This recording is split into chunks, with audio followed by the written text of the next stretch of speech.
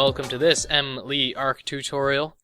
This week's tutorial, along with the tuts for next week and the week after that, are on the topic of non-destructive editing in Photoshop. This is a very simple concept and a quick tut sesh, but so very, very valuable. It'll help you keep your editing organized and facile. So let's get started. There are three types of non-destructive editing functions in Photoshop: layer styles, layer masks, and adjustment layers, all of which can be found in the bottom of your layers window. If you don't have your layers window open, you can access it by going to Window and checking Layers. Now, I have a background in architecture, so I'm just going to use the task of adding entourage in a rendering as a vehicle to explain non-destructive editing functions. Today we're going to go over the layer mask function. So let's start off with the base rendering. This is one I made a while back experimenting with the Cycles rendering engine in Blender. If you don't know what Blender is, you should get to know it because it's pretty much just awesome, and it's open source. Hopefully I'll be doing some tuts on that in the near future.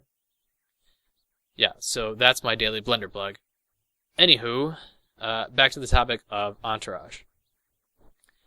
We can add an image on top of this one either by finding the image file in our Windows Explorer and dragging it onto the Photoshop window, or by going to File, Place, and selecting our image. This will place the image on a new layer on top of the background image.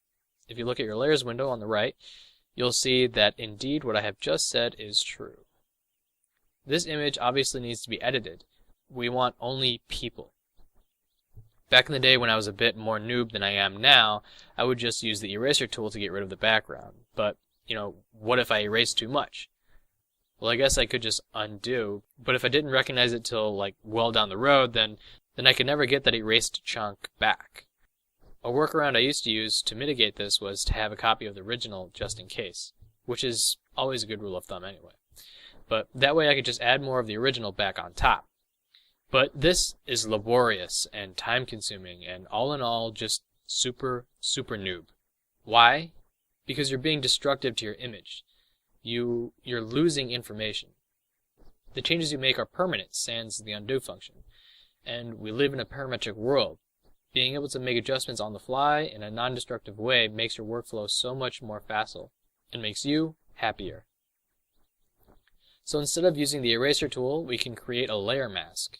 And we can do this in two major ways. Method 1. Make a selection using either the lasso tool, keyboard shortcut L, or the marquee tool, keyboard shortcut M. Make a selection and then select the layer mask function in your layers window. This will hide everything outside that selection you just made. Method number 2. Without anything selected, just hit your layer mask function. By default, the new layer mask will be selected and your colors back to the default black and white. If we use our brush tool, keyboard shortcut B, we can start getting rid of the background. You see, you're not painting black, you're painting a mask, thereby hiding whatever you would otherwise be painting black. When I work, I typically use both methods. I hide a large area by using the first method, then come in for the details with the brush.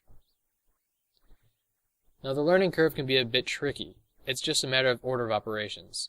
When editing the mask, you need to make sure that the layer mask component of the layer is selected.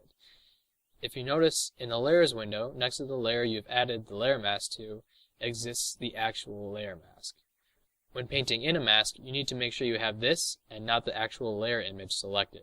Because if you do, you'll just be painting black on the image and not adding to the layer mask. How does this differ from the eraser tool? Well, like I said before, it's non-destructive. I haven't done anything to the actual image. All I did was tell Photoshop what to hide, meaning you can unhide whatever you want at any time without damaging or losing any image information. If I accidentally hid too much of the image, I can simply go back into my layer mask and paint white what I want to show again.